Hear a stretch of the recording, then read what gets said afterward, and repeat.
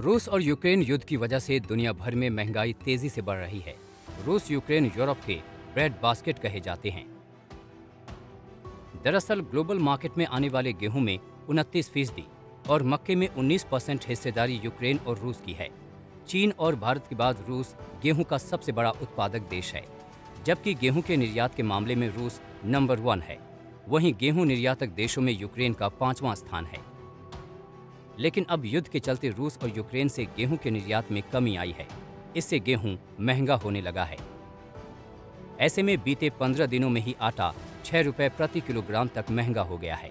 इस महंगाई की वजह है कि अमेरिका, लेबनान, नाइजीरिया और हंगरी समेत कई देशों ने रूस से गेहूं और कच्चा तेल समेत सभी चीज़ों के निर्यात पर रोक लगा दी है। ऐसे में दुनिया में गेहूं की किल्लत होने लगी है, जिसे पूरा करने के लिए भारत ने गेहूं का निर्यात बढ़ा दिया है। मध्य प्रदेश से अब हर दिन 2 से 3 लाख क्विंटल गेहूं यूरोप और अफ्रीकी देशों में जा रहा है। इससे स्थानीय बाजारों में गेहूं के दाम 22 रुपए प्रति क्विंटल से बढ़कर 2600 रुपए हो गए हैं।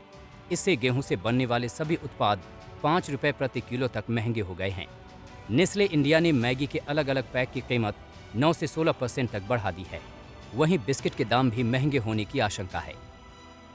भारत वैसे तो दुनिया का दूसरा सबसे बड़ा गेहूं उत्पादक देश है, लेकिन निर्यात में देश की महज 1% हिस्सेदारी है। ऐसे में रूस पर जारी रोक का फायदा भारत को मिल सकता है। मौजूदा समय में भारत के पास गेहूं की सप्लाई भी पर्याप्त है, जो निर्यात बढ़ाने में मददगार साबित हो सकती है। 1 फरवरी तक देश के केंद्रीय पूल में 2.42 करोड़ टन गेहूं का स्टॉक था। इसके अलावा बाजार और किसानों के पास भी पिछला स्टॉक पड़ा है। इस साल भारत में गेहूं के 11 करोड़ टन से ज्यादा के उत्पादन का अनुमान है। साल भर में देश की कुल खपत करीब 10.5 करोड़ टन रहती है, यानी घरेलू जरूरत पूरा होने के बाद भी निर्यात के लिए काफी गेहूं बच सकता है। इस साल भी भारत से रिकॉर्ड 70 लाख टन गेहूं का निर्यात होने की उम्मीद है।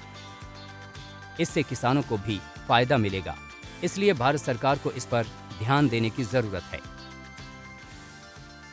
फरवरी तक ही भारत ने 2012-13 का 65 लाख टन गेहूं निर्यात का रिकॉर्ड तोड़ दिया है, यानी अब ये भारत के लिए गेहूं एक्सपोर्ट को बढ़ाने का शानदार मौका है।